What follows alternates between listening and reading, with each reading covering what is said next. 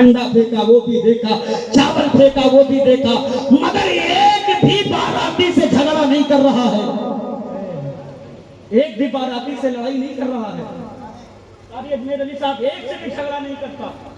उसके सब्र सब्त का आलम तो देखें, सब देख रहा है सब, मगर फिर भी मैंने देखा है एक एक बाराती के सामने हाथ जोड़ जोड़ कर कहता है कोई कमी रह गई होगी तो माफ कर दीजिएगा, कोई कसर रह गई होगी तो माफ कर दीजिएगा, कोई खता हो गई होगी तो माफ कर दीजिएगा। मगर मेरे कौम का वो जालिम समझी जालिम जिसकी अपने घर में अपनी बहू के सामने न चले, वो भी बेहुदा उंगली नचा कर कहता है समझी जी। अगर किसी एक बाराती को वक्त पे पानी नहीं मिला तो बारात लेकर के चले जाएंगे। मैं तो कहता हूं ऐसे संधियों को पैदा होते ही मर जाना चाहिए। तुमसे अच्छा तो हलाकू था कि भला वो खुल के मैदान में आता था कि हम तुम्हारे दुश्मन हैं। तुम अपना पे जुल्म करके गिद्धों की तरह नोच नोच कर खा रहे हो। एक कादरी लिखने वालों, एक चिश्ती लिखने वालों, एक हुसैनी लिखने वालों, आज़ाद खान नूरी उलमा अहले सुन्नत की जानिब से एक सवाल कर रहा है। कल क़यामत के दिन मौला ज़ैनुल आबिदीन के सामने तुम्हें अपनी पेशी करनी है, हाजिर होना है, तुम सबको याद रखना। अगर पकड़ लिया मेरे मौला ज़ैनुल आबिदीन ने तेरा गिरेबान, पूछ लिया कि बता करबला के मैदान में जो कुछ हुआ तूने तो नहीं देखा लेकिन मैंने खड़े होकर के सब देखा था। जब मेरे बाबा हुसैन के हाथ में 6 माह का प्यासा असगर तड़प तड़प कर दम तोड़ रहा था, जब हुसैन मुजतबा के गोद में जवान अली अकबर के सीने से बर्ची और बर्ची के साथ जब हुसैन के हाथों में कलेजे का टुकड़ा आया था, वो मंजर मैंने देखा है। जब हजरत सकीना के फूल जैसे चेहरे पर सालिमों के तमाचे पड़े हैं, वो मंजर मैंने देखा है। जब औलो मोहम्मद के बचपने को घोड़ों की टापों से रंगाया गया है। अरे पूछो करबला से, जरा पूछो, ये करबला बता तेरे सीने पे मुस्तफा के बेटों का खून क्यों बहा? तो करबला का एक एक जर्रा जवाब देगा।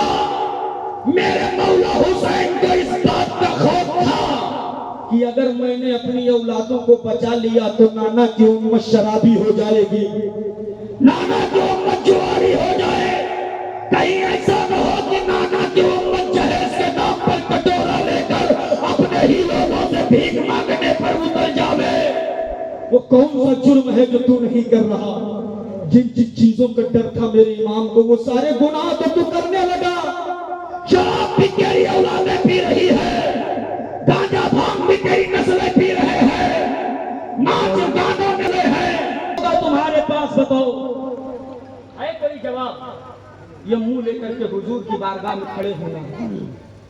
हुजूर की औलादों ने अपनी नस्लों को कटवा करके तेरी नस्लों को बचाया है, क्या जवाब होगा? कादरी पट्टा पहनकर जब गौसे आजम की बारगाह में जाओगे कि मेरे आका गौसे आजम हमें जन्नत चाहिए, तो काम तो दुनिया से यजीदियों का करके जा रहे हो।